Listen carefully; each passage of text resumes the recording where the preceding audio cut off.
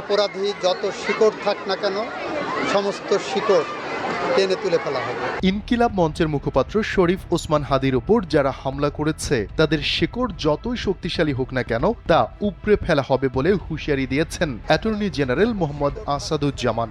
শনিবার বিকেলে ঝিনাইদহের শৈলকুপা উপজেলার মালিথিয়া গ্রামে সনাতন ধর্মাবলম্বীদের আয়োজনে খালেদা জিয়ার রোগ মুক্তি কামনায় বিশেষ প্রার্থনা সভা শেষে সাংবাদিকদের এক প্রশ্নের জবাবে তিনি এসব কথা বলেন।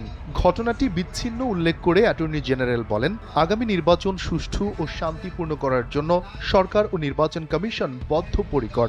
যত বাধার প্রাচীর আসুক, নির্বাচন কমিশন নির্বাচনের দিকে এগিয়ে যাবে।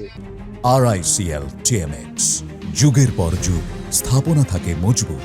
এর আগে প্রধান অতিথির বক্তব্যে খালেদা জিয়া ও ওসমান হাদির সুস্থতা কামনায় বিশেষ প্রার্থনার আহ্বান জানিয়ে মোহাম্মদ আসাদুজ্জামান বলেন, বাংলাদেশে যারা গণতন্ত্র ফিরিয়ে এনেছে, যারা জুলাই গণ অভ্যুত্থান ঘটিয়েছে, তাদের মধ্যে অন্যতম অগ্রদূত ছিল শরীফ ওসমান হাদি। হাদি আততায়ীর গুলিতে আহত হয়ে জীবন মৃত্যুর সন্ধিক্ষণে রয়েছেন। আমরা তার জন্য বিশেষ মোনাজাত করি, তাকে আমরা প্রার্থনায় রাখি।